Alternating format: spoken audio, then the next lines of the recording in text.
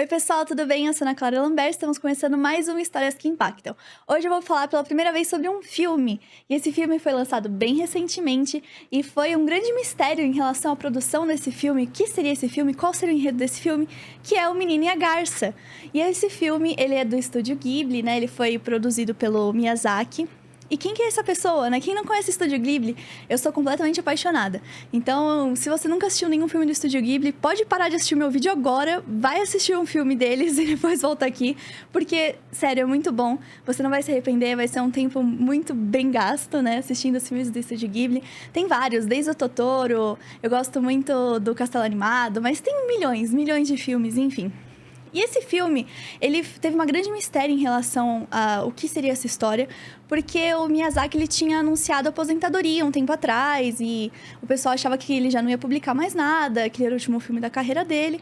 Mas aí surgiu o que seria O Menino e a Garça. Inclusive, esse título, no original do japonês, seria Como Você Vive, ou Como Você Escolhe Viver, que eu acho que é um título um pouco mais interessante, né? Pelo menos eu achei até mais poético, né?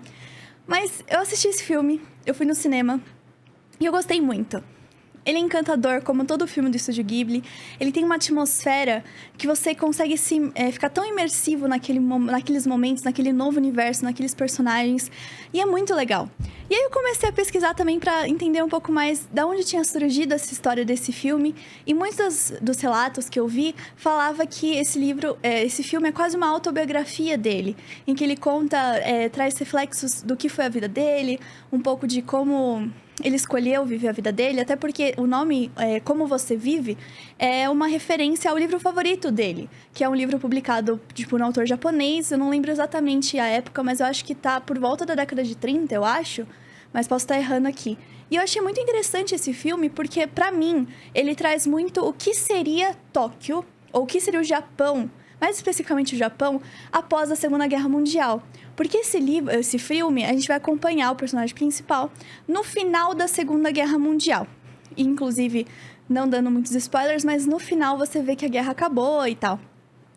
E eu percebi durante essa narrativa desse filme, o processo da contagem daquela história, traz muitas referências à Segunda Guerra Mundial. Por exemplo, o pai do protagonista, ele trabalha numa fábrica que produz, não é armamento, mas é a questão, sabe, a parte de cima de um avião, sabe, que é tipo de avião de guerra, que é aquela parte de vidro e tal. Eu não sei o nome dessa parte mais teórica qual que é o nome dessa parte do avião, né?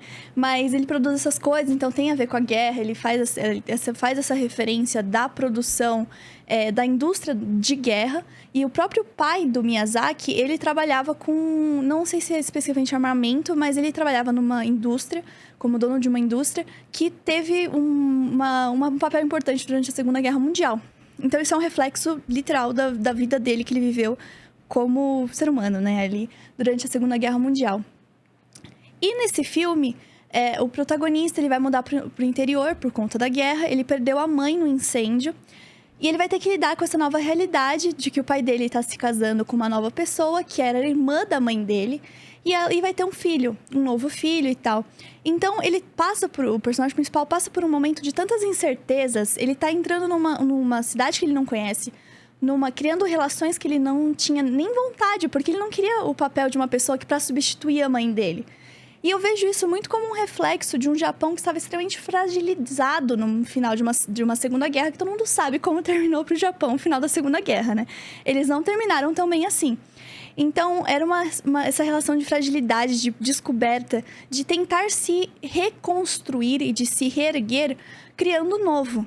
E nesse filme, ele traz muito essa referência da construção, o como você pode construir o universo, construir uma sociedade, construir um ambiente, e o quanto você pode contaminar com a sua maldade, ou quanto a maldade pode contaminar aquele ambiente. Na minha interpretação, eu penso muito como um Japão que precisou se reconstruir praticamente das cinzas depois da Segunda Guerra Mundial, E o que ele vai trazer? O que vai ser, qual peças serão usadas para reconstruir essa nova nação? Quais serão as coisas que eles vão aproveitar? Quais serão as coisas que eles vão deixar de lado? O que deixar para trás? E é muito interessante porque nesse filme o papel dos mais velhos, dos ancestrais, é muito, muito marcante. Tanto é que podemos dizer que o protagonista ele é muito ajudado por uma senhora. Até fisicamente ela é muito distinta, assim, ela anda com a coluna muito reta, ela tem essa ideia. E mostra que para ele seguir em frente, ele precisou ajuda de quem veio antes dele. E eu penso muito nessa questão de como o Japão teve que construir o novo, mas não deixando de lembrar das suas raízes, não deixando de lembrar da sua tradição, daquilo que eles carregavam como ancestralidade. E eu achei isso muito interessante no filme. Outra que talvez não faça muito sentido, mas na minha cabeça fez sentido na hora, é porque dentro de uma parte do filme, os vilões, eles são pássaros. E são muitos pássaros como vilões, como sendo essa personificação da maldade ali naquele universo, são pássaros. E quando você pensa na Segunda Guerra Mundial, qual que era a ameaça do Japão? Era a ameaça aérea. Era avião, era bomba, tudo era aéreo. Então, não sei se foi intencional o fato dessa personificação dos vilões da história serem sempre pássaros, mas pra mim fez sentido. Não sei se eu tô só jogando conexões aleatórias, mas são pássaros. Então, esse medo que o Japão tinha do que vinha do ar. Pessoal, eu tava editando aqui e aí eu reparei que eu esqueci de falar uma parte muito importante. Eu tinha colocado no roteirinho lá e simplesmente esqueci. Mas é uma cena específica em que o personagem ele se depara com esses serizinhos que eles eram protegidos dentro desse universo paralelo que o filme vai contar. E esses seres eles estavam indo para o nosso mundo para encarnar como novas vidas. E aí eles são atacados por pelicanos, então pássaros aí novamente. E aí eles são atacados por pelicanos, eu acho que também remete a essa questão das mortes que aconteceram durante a Segunda Guerra Mundial, as mortes que foram, as vidas que foram impedidas de vir para o mundo por conta de vários soldados que morreram, famílias que morreram, enfim. Traz, eu acho que essa simbologia também, mas elas são atacadas por esses pelicanos. E logo depois, o protagonista ele vai ter contato com um desses pelicanos. E ele pede por misericórdia, pedindo para que matem ele. E ele fala que, na verdade, ele não é culpado, porque ele foi colocado ali e essa é a única coisa que ele tinha para se alimentar. Não existiam peixes naquela área para ele se alimentar. Então o pelicano se alimentava dessas vidas, desses serizinhos que simbolizam essas novas vidas. E eu achei muito interessante isso, porque também fala como o soldado ou a pessoa que estava ali na frente da guerra, ela não tinha o poder de escolha de estar ali no sentido... Claro, algumas pessoas poderiam até ter tido, eu quero lutar, mas era também por conta de uma propaganda extrema que se fazia nos estados e nos países, enfim. Mas ele fala, eu não tenho com o que me alimentar, eu não tenho mais o que fazer. Eu só tenho como viver dessa forma.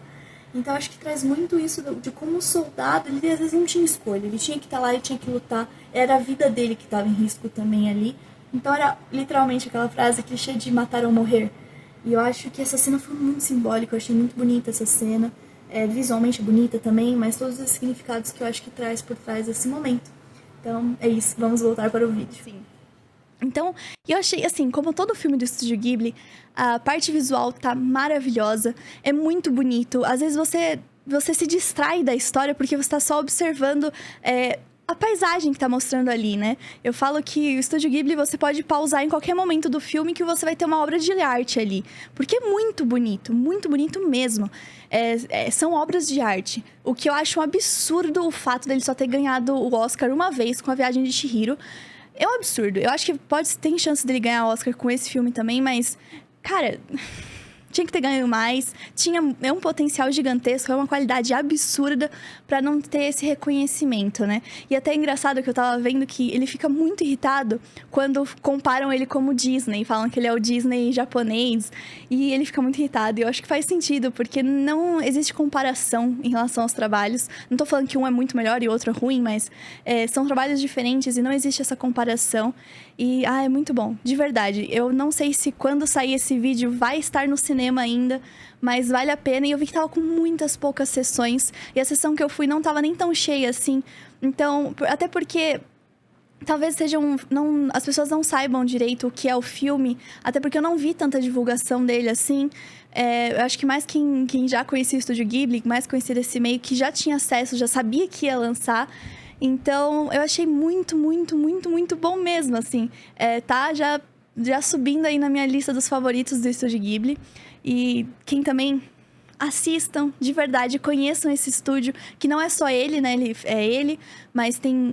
Eu não vou lembrar os nomes, mas teve mais 2 pessoas, um já morreu, mas tem mais outro. Inclusive, falam que existe uma referência aos criadores do Estúdio Ghibli nesse filme, sendo que o Miyazaki seria o personagem principal, o menino, a garça seria o mais jovem, e o grande... Não vou falar, né? Mas o grande criador lá seria o que faleceu. Mas é muito interessante ver esses paralelos, ver essas referências que tem, e fica ainda mais plausível porque a gente sabe que o Miyazaki viveu a Segunda Guerra Mundial. Então, todas as referências que ele traz ali de visão de mundo, percepção da atmosfera que era a guerra, é muito vívida, né? Tanto é que as cenas que o personagem principal relembra o incêndio em que a mãe dele morreu é muito interessante, porque são cenas muito, muito visualmente bonitas.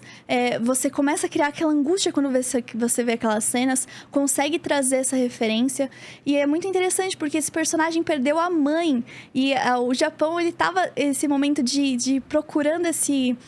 Imagina o Japão depois da Segunda Guerra Mundial. É claro que ele estava precisando dessa questão do acolhimento, né? Ele estava vivendo um momento extremamente caótico. E o personagem principal também perde a mãe, essa figura de porto seguro, né? Então, eu acho que o filme traz muito também essa questão da vida pessoal do Miyazaki, mas também do que era o Japão, Segunda Guerra Mundial, nesse conceito histórico e tal. Então, é um filme muito bom. Se esse for, de fato, a aposentadoria dele, que é possível por conta da idade dele, acho que ele já tá com mais de 80 anos. É um bom filme pra encerrar a carreira dele. Eu achei que é muito bom, assim como todos os trabalhos dele. Esse tem um peso não... o pessoal gosta de falar camadas, né? Então, tem várias partes desse filme, várias interpretações possíveis. E fica essa indicação, porque eu gostei muito. Acho que vale muito a pena se você conseguir ir pro cinema assistir. Claro, né? A tela de cinema, tudo fica mais bonito. Então, essa fica a minha indicação para essa semana. E eu espero que vocês tenham gostado.